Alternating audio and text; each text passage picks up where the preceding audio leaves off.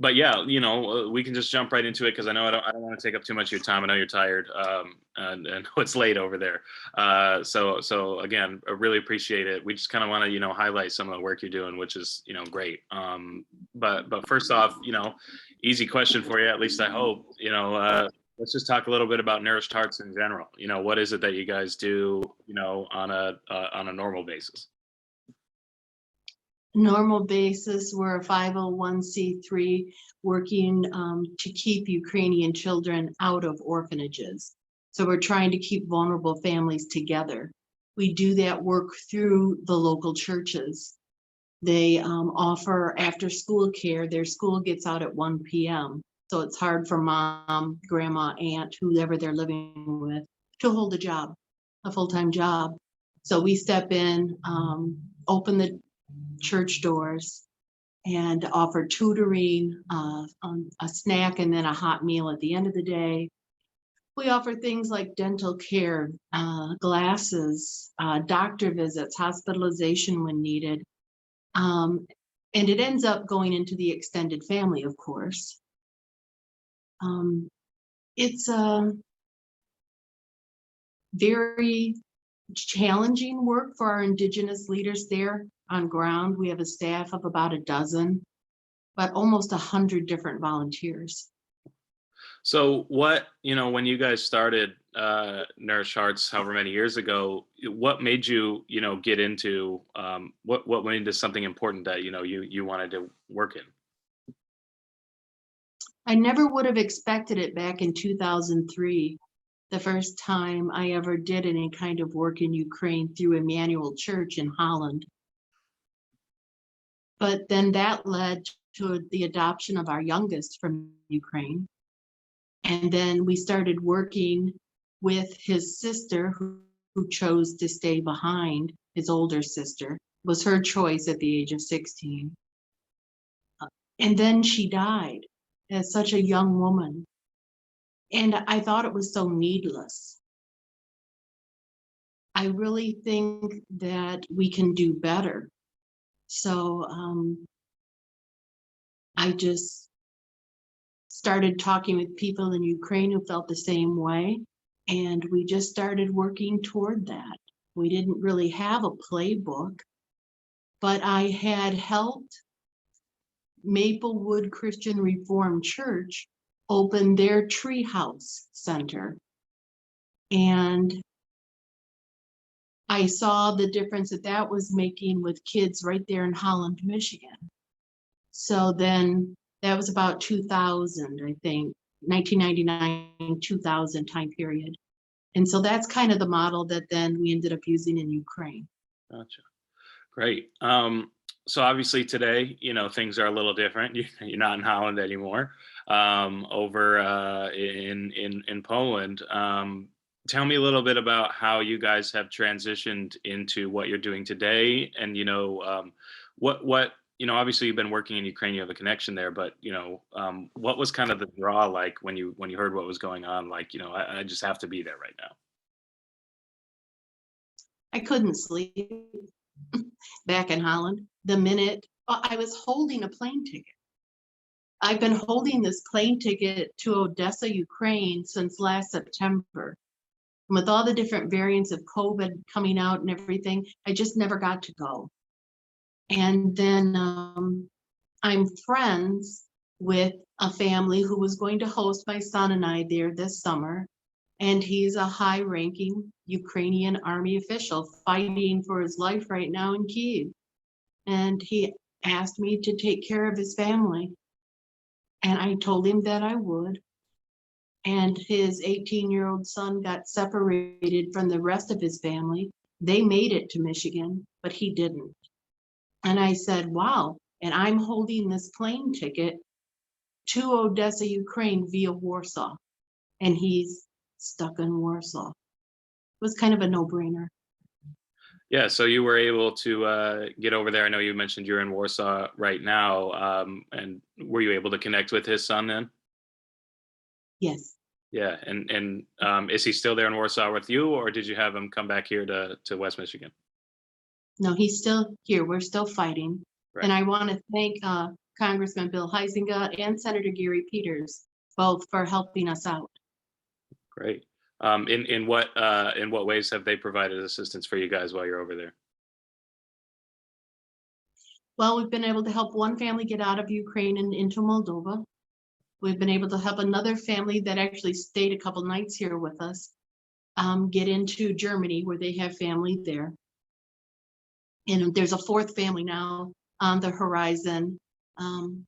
It kind of complicates matter when somebody has a baby and there's no official places open to register the baby. Then how do you get out?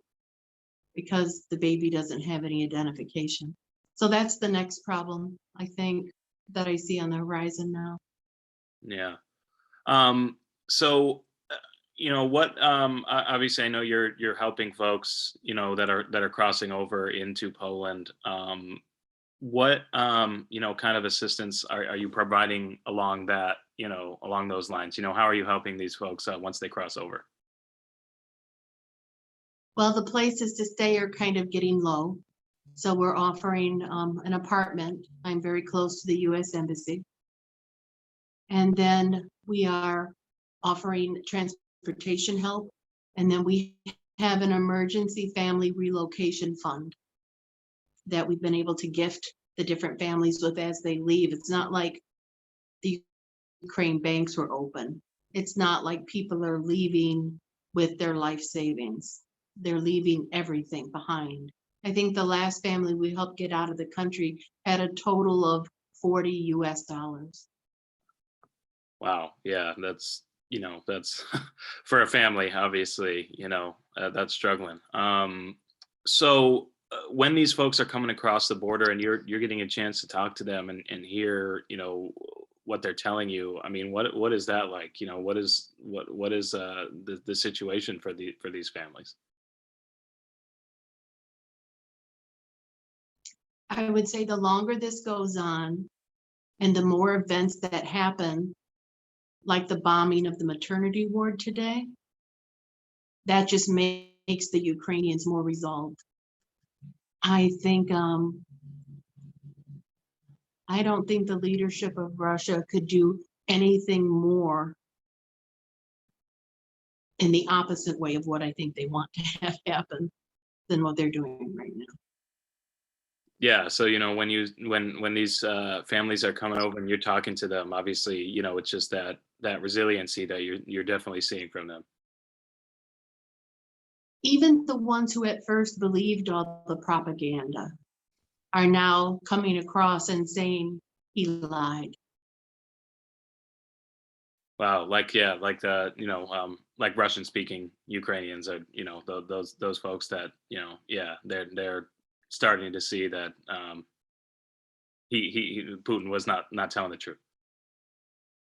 Yes. Yeah.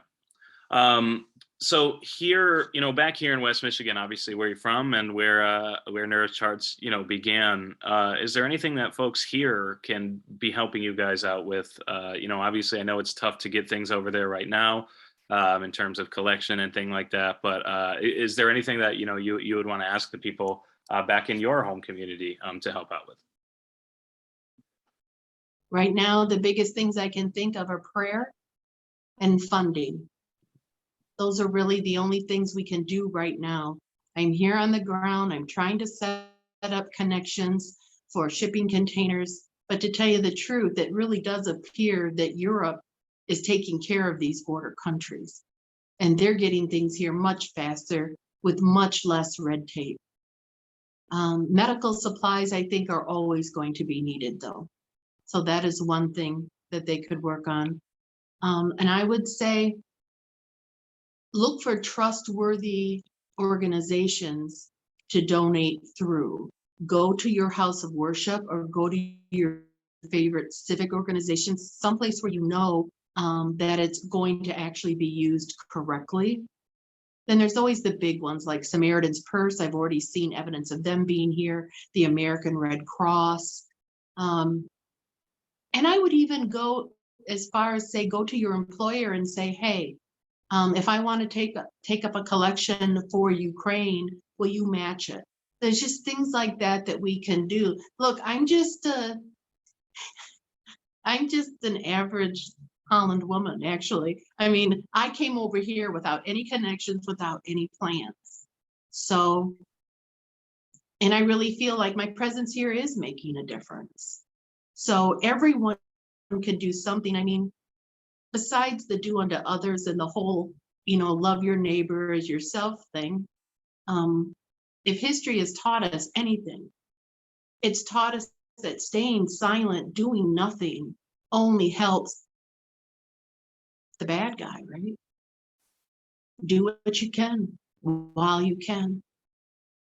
Absolutely. No amount of help is too small in a situation like this. That's for sure. Well, Kim, thank you so much again. I really appreciate it. I'll let you get going because I know you're probably ready to get in bed. So thank you so much again for your time. I really appreciate it. And the story is going to run tonight at 11 Eastern. Obviously, I know you'll be long in bed at that point. But it'll go on our website too. If you have a hard time seeing it or whatever, send me an email or a message on Facebook, whatever is easiest for you, and I'll get it to you. Could you just send me a link? I might as well just ask right now. I'm going to be at the embassy most of the day tomorrow. Yeah, absolutely. No problem. I will make sure I get that email to you tonight. Nate, thank you. That was really nice of you to ask. No, absolutely. Of course. Kim, thank you so much again for your help. Obviously in this situation it's tough. And like we said, no amount of help is too small. And you're obviously, a big leap to go over there and do that. So we really appreciate it. And obviously the people of Ukraine, I know those families you've helped get out, I'm sure are just forever appreciative of you. So thank you so much. Thank you. Bye, Nate. Absolutely. Yes. Have a good one. It was nice to meet you. You too. Bye.